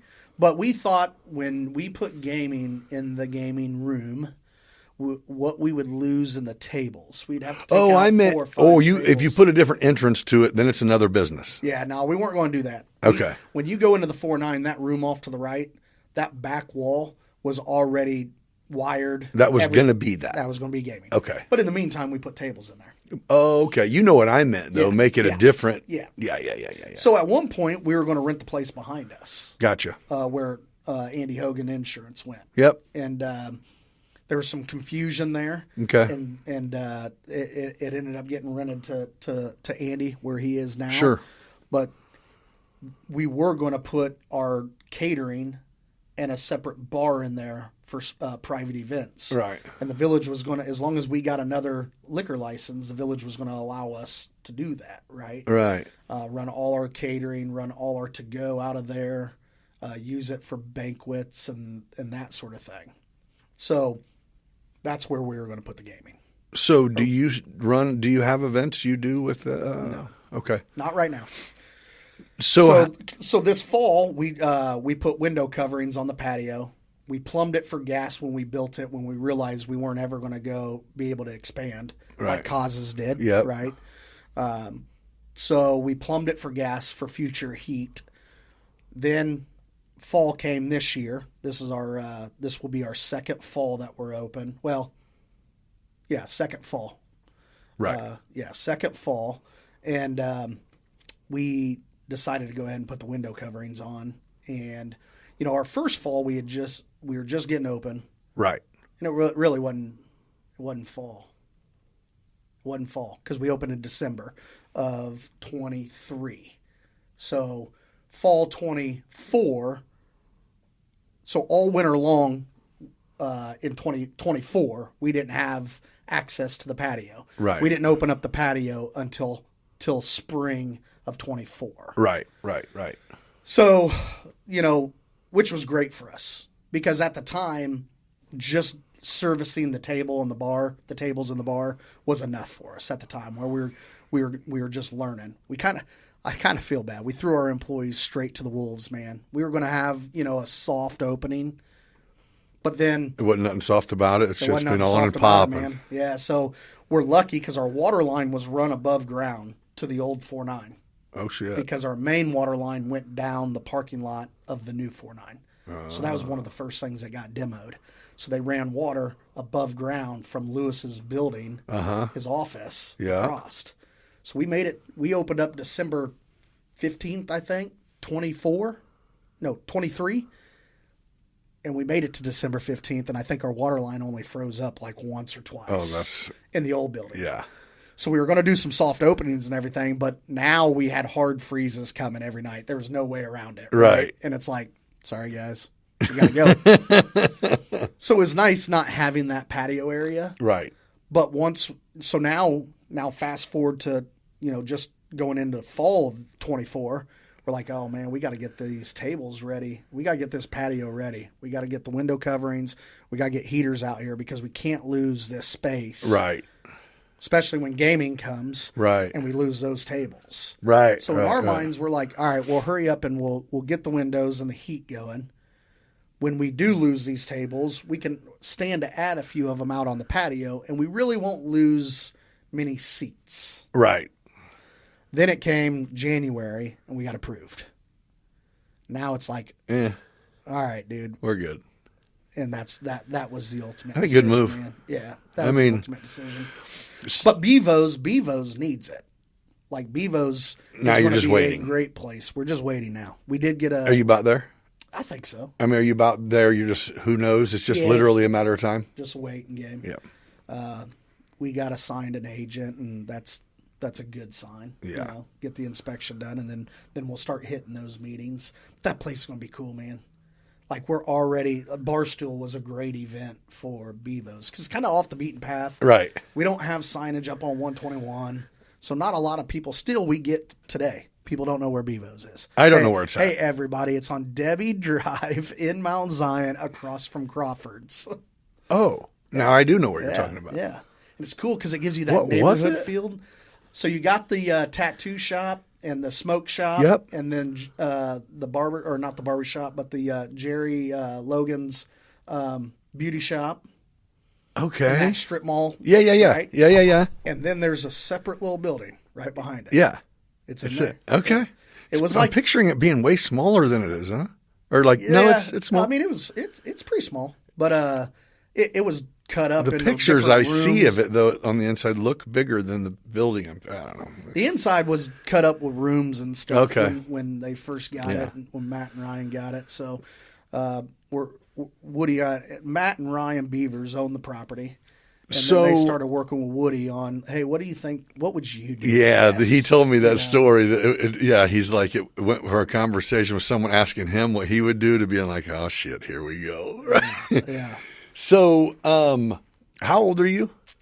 I am 41, man. And so, will you stick with Sunbelt? Just like, do you have a date in mind that you'll stick with Sunbelt? Then you're like, okay, that chapter's done, or you know what I mean? Yeah. And then yeah. venture on to other things, or I guess I'm looking for. You're a little bit too young to say what's your next move, but no, you're not. So, what's the next move? I think for me, it would be awesome getting to 50 Okay. with Sunbelt. And getting to 50 is them having me. Okay. Right? Like they have me for another, I'm going to be 42 in June. So they have me for another 8 years. Right. Like, that's very doable for me. Right. I love my job, man. Okay. I love the people I work with. Right. You know, these businesses might get frowned upon against people, with people, because I'm still with Sunbelt. But like, man, the only way the businesses work is because we have an amazing employees. I'm obviously not there. Woody's not there all the time, but the staff's at every location. Oh no, they don't. Top notch. Here's the deal: they can't without people who were successful and then made good choices with what they do. Then no one listening would have a place to go eat, Yeah. shop, drink, gamble, fucking what, you know what I mean? It's people like you that, yeah, you make wise choices with what you do when you bust your ass to make it so. And I would sure to fucking, for God's sakes, hope that there's nobody that listens that thinks that Woody pulls his wallet out when he sees a business open and just starts Right. counting out. That's not how it works. Undo the shackle and hand him the briefcase and go, beach house, here's this briefcase. Yeah. But you know what I mean? I mean, and obviously what comes with everything is, there's a little bit of headache, a little bit of stress, but I think also there's, when you're cut from a certain cloth, you can't not have that in your life. And you kind of strike me as that kind of dude, which is what makes you go, yeah, I got a good job I could have forever, but I'm going to go to school because I'm probably going to create something in my life that's going to make me need to do something and know something and learn something. Is there any other business, like things in your life, whether related to anything, that you're like, I kind of would like to try to go this direction? Or are you pretty much going the direction that you... I think at this part of my life, I'm going the direction I want to go. My wife wants me to go till 55 at Sunbelt for sure. And Okay. I can see myself doing that. I think when I'm 55, I feel like I'm going to be feeling good. Yeah. You know, and as long as my health can stay good, I have some visions for some other things that around my community, our community, that I think would be really cool.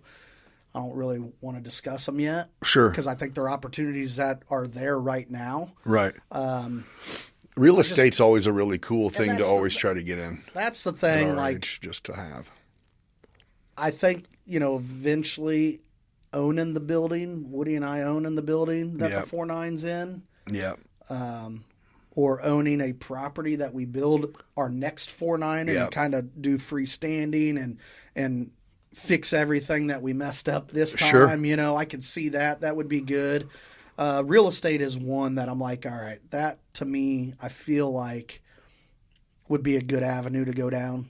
Maybe not right now. Right. But Well, even like you, and you guys are a great example of, I mean, if you have a piece of dirt, you've proved that if you put up a strip, you're like, hell, I can put 3 things in it that will succeed. If I put up 6 and we fill the other 3, you know what I mean? Developing, you guys are, I mean, that's just stuff that you're familiar with. So the community, I think, you know, I was listening to you and Blake's podcast earlier today, you know, about nothing to do indicator. Like that always is appealing to me. Like what would make it? I think about things every single day when I'm driving around town. Like, man, I could see this in this vacant building. Would it work? I don't know, but I could see it there. Right. And I'm just the guy that might throw the dart at the board and see if it sticks. Sure. Well, and I think, and that's even it is, even the people, and there are, like, I have even said it, but everything that happens in Decatur, it seems like people do it. Yeah. You know, it's like I have even said, you know, we have the water park here, blah, blah, blah. If you drive past that place, it's packed. Yeah. You know, we have the Devon. It's packed. What about the things that like ALZ's doing, man? Wiffle ball and Five Kings, like those. Packed. Things, the bars were more busy, and I help out both. You know, the wiffle ball and Five Kings, and you know all those guys are my friends, and you know anything wiffle ball touches it's for great. Sure. And this is the first year that the 12 Bars of Christmas was busier. You ask how many bar owners in this town, and they'll tell you, man, the bars that 12 Bars were at were busier than the golf. Barstool Open. Barstool Open, yeah. I did hear that. I've heard it from several people. Several. And I don't have an iron in the fire, right? Like I don't have a no, you would hope everything would be. I don't have a location that had both. Right. But Woody does. Yeah. Other people do. And it's like, holy cow, man. When you start to think of that, it's like, let's keep doing things like that. Yeah. Bigger, being the biggest isn't always the greatest, but let's hone it down to our community. But, I mean, the wiffle ball guys, I mean, 217 ALZ wiffle ball classic, that's something else, man. Dude. That's amazing. This year's number 10. Wait, yeah, who's in charge of that? Jeff. Yeah, I do know Jeff. People. Yeah. You know, it started with the EP and a pipe dream when he was in I think in 8th grade. Oh, I definitely need to get Jeff in here, man, and talk shit to him about that. Yeah, that's amazing, dude. I usually am actually out chasing a kid when that thing is going on. I brought him over to it this past year, and he's like going, "What the fuck is?" I'm like, "Yeah, dude, How fun is it? This is like a little big league in fucking football." That's amazing, dude. You guys got a cool thing going. So, you know, those two things, you know, both of those groups, I give a lot of time back for both of them. And then, you know, the one thing, too, that I think is humongous is all the mentors. We got some great mentors in this community, man. You know, from the Tommy Brink Otters to, you know, I mean, Steve Lewis. Woody's been a great mentor to me. You know, I could just go on and on and on about people and what they've done for this community, and they're willing to help anybody, man. Yeah, well, you are in that, you know, you're in that group too. I think part of owning businesses, especially businesses that actually serve the community. I mean, Sunbelt, you know, there's no one. You could be an asshole to everyone we see in Decatur, and you're not going to be affected by it. You know, because we don't deal with, you know what I'm saying by that, just to say it doesn't, but I think your personality and you've always been a kind person, at least. I mean, I've known you for years, work related, softball, school, whatever, just, you know, just running around. And I think, you've always come off as a friendly, you know, nice guy that's just, you know, what's a good description? Just a person, a human, dude. You know what I mean? Whether I think it seems like you always talk the same and treat everybody the same, and that comes across and makes people like you. And I think that is important whenever you're opening restaurants, you're opening places. So you're not putting yourself on a pedestal above anyone. And I think even if you do privately, as you should, as much of a dickhead as that sounds like, when you bust your ass, you most certainly should. But I think you're raising your kids the right way. You're being a role model for your kid and his friends. And you're giving back by being there as a mentor and paying attention to the people who are leading the way. And to even sit back at your age and go, man, I got mentors right now. You didn't just call Woody just an associate or someone that's your pal. You're saying, no, this is a guy that's teaching me. I'm still learning, and I think that's another valuable thing.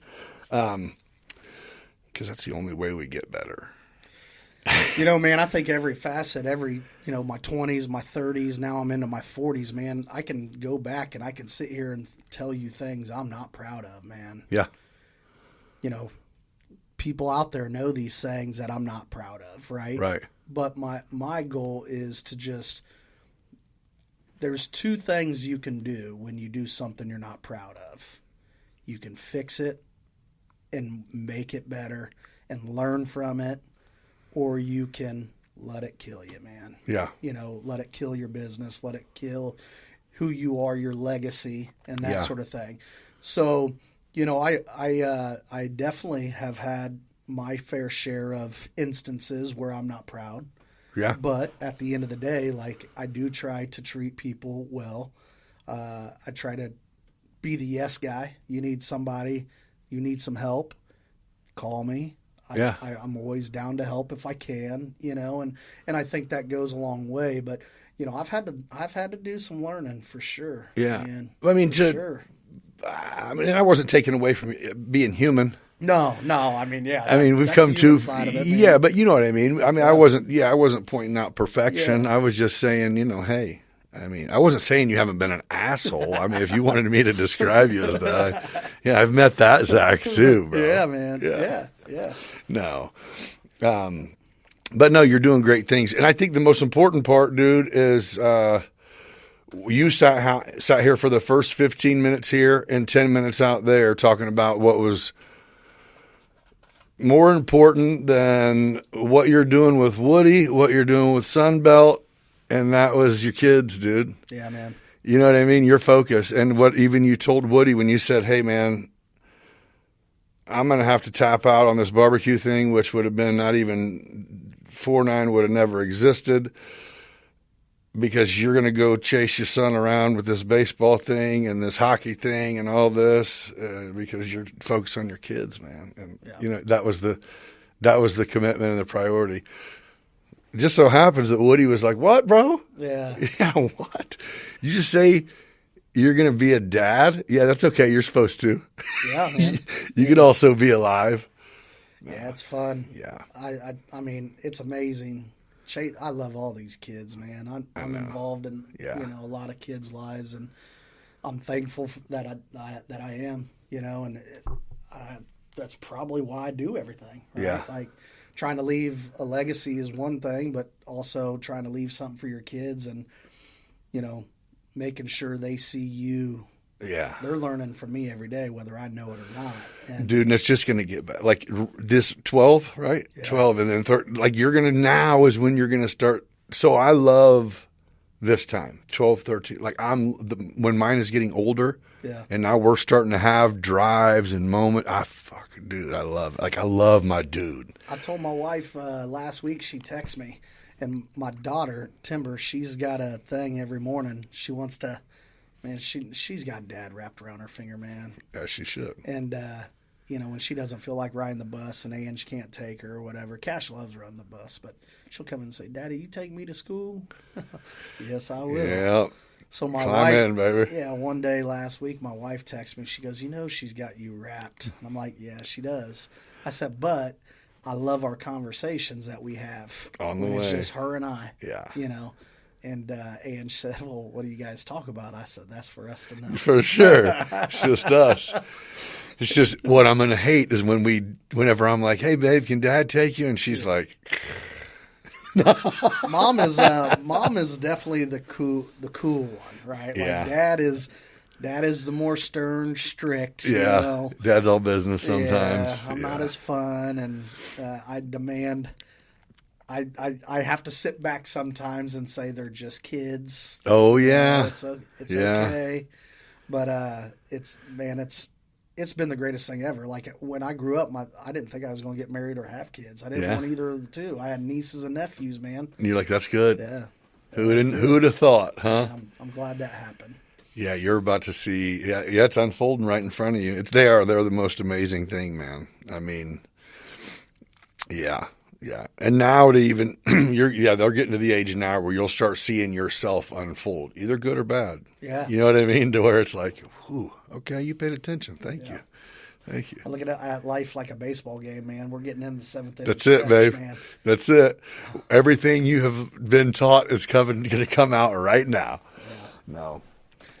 Well, hey, I'm not going to keep you. We've been sitting here for a bit. I really appreciate you taking the time to come in and sit down. It's been a pleasure. And yeah, I'm excited for you. Sorry I'm excited. It took me so long to get here. No, I appreciate I'm it. excited for everything you got going on, and I'll be sure to keep tabs on everything you and that kids got going. Them kids have going on. Is the young lady an athlete yet, or is she just a supporter of the cause? She is Cash's biggest fan. Okay, for sure. She is starting to get into softball. Okay, and some. Other things. 7. Yeah. 7. Okay, yeah. Well, we'll still see. Yeah, she's fast, man. Okay. I think she's going to be a runner. Like she keeps up with her brother. All right. So, well, good deal. But no, thanks for having me, man. Yeah. I'll continue to follow you. I love. All right, love what thank you're you. doing. I love the drone stuff. That's an interest I have that I just can't have that hobby, man. Well, maybe at least someday when we have time, we can at least get you to throw them goggles on and go fly around a little Let's bit. go fly. We'll get some fun stuff. All right, hey man, take your wife on a date 4-9, man. Go show some support and have some good food for a change. You don't know how to barbecue, so go to Sliders and get yourself some. Man. Hey, thanks for joining me on Beyond Business. We'll catch you on the next one. I want to take a moment to highlight our incredible Season 3 sponsor, Viewig Commercial Real Estate. Whether you're looking to buy, sell, lease, or invest, Tim and Cole are committed to providing personalized service and guidance every step of the way. Their passion for helping clients navigate the complexities of commercial real estate sets them apart in the industry. You can find them on all social media platforms at viewigrealestate.com. or give them a call at 450-8500. Trust me, you'll be in great hands. And a special thank you to Tim and Cole for your unwavering support of the show. Hey everyone, if you're looking to transform your home with a fresh coat of paint or need some handiwork done, look no further than Clean Cut Painting and Handyman. From basement remodels to floor replacements and accent walls, Clean Cut Painting and Handyman is your go-to for all home improvement needs. So if you want to elevate your space, reach out to Clean Cut Painting and Handyman today. You'll be amazed at what they can do. And you can find them on all social media platforms or look them up online at cleancutservice.com. If you're on the market for custom apparel, look no further than Oakwood Screen Printing. If you use promo code BB217, that's right, BB for Beyond Business 217 at checkout, you will receive an additional 15% off online or in store. Check out oakwoodscreenprinting.com for your next apparel order. It's gonna be great. So grab a seat, don't miss the ride. Beyond Business with Nick, let's take it in stride. Join the conversation, let's make it last. With stories and insights, we're happy.